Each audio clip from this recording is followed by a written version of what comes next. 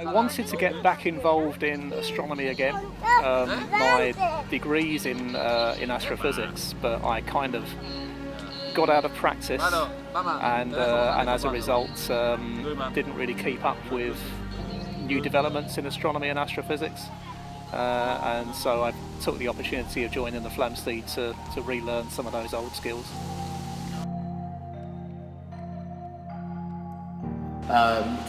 I'm secretary of the Loughton Astronomical Society. I've been a member here since about 1989.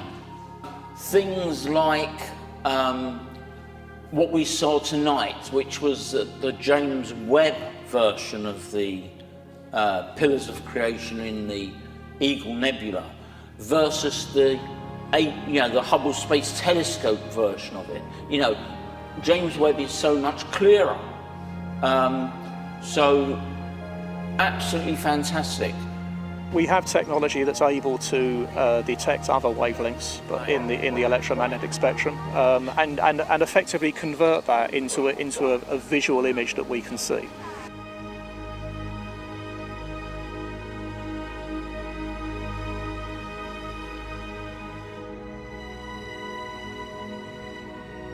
And I think these new images are so in-depth, they're so detailed, it just makes people think and gets people interested. To me, James Webb is the best thing possible. It's going to open people's horizons. I was gutted it got delayed, but seeing the images, it just makes the hairs in the back of your neck stand up. But what James Webb is doing is it's taking that infrared electromagnetic radiation and it's converting it into an image that we can see, that we can interpret.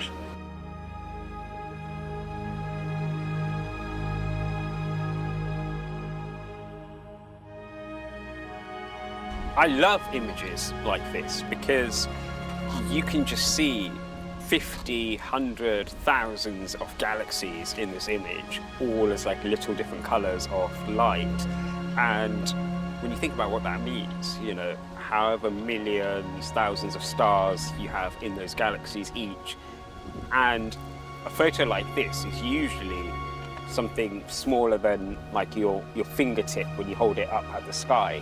We're seeing galaxies that are so far away and that are so old that we may have to rethink how the universe was actually formed. Because some of these galaxies, we think we're detecting them maybe just a few 100 million years after the Big Bang. And our models of the universe, which model how we think the universe expanded, don't believe that the models don't show that galaxies could have formed that quickly.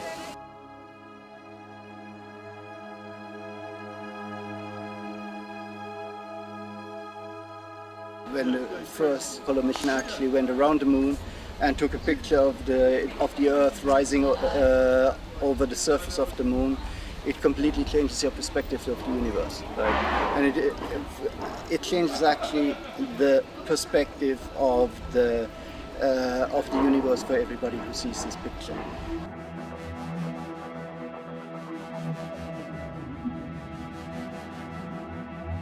You know, just seeing the Earth just sitting there, our world just sitting in the darkness of space, I think that will have changed a lot of people's perception of themselves.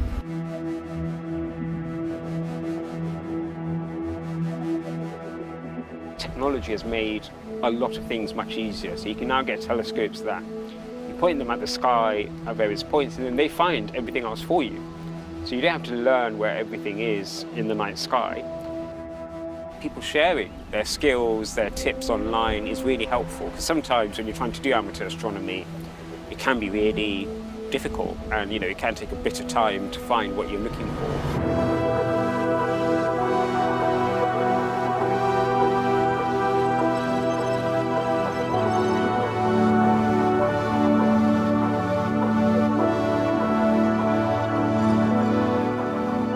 I think the mistake that people make is that they look at these images and think that they're real, that's the actual colour that you would see if you looked at that particular object. And that isn't the case. It's worth remembering that with some of these images, the colours are chosen specifically to represent different elements, so it's not actually what you would see with the naked eye. What these images are is they're interpretations of the elements which make up that particular structure. So they're not faked at all, absolutely, because they are showing things that are really there, but they're showing it in a way so that we can visualize it better.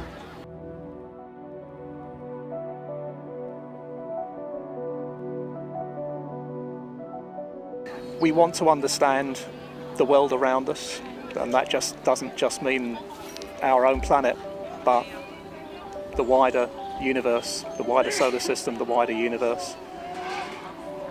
I think that's a natural thing for humans to explore. Through all of our history, that's what we've done. Our options are narrowing. That, rather than half a dozen different theories, we're going to be able to eliminate some and rather than others.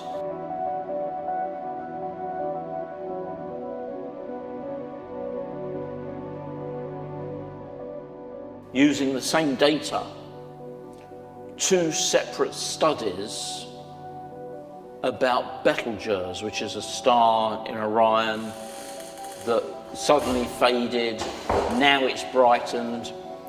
One team thinks it might go supernova in decades, which is tomorrow in astronomical time.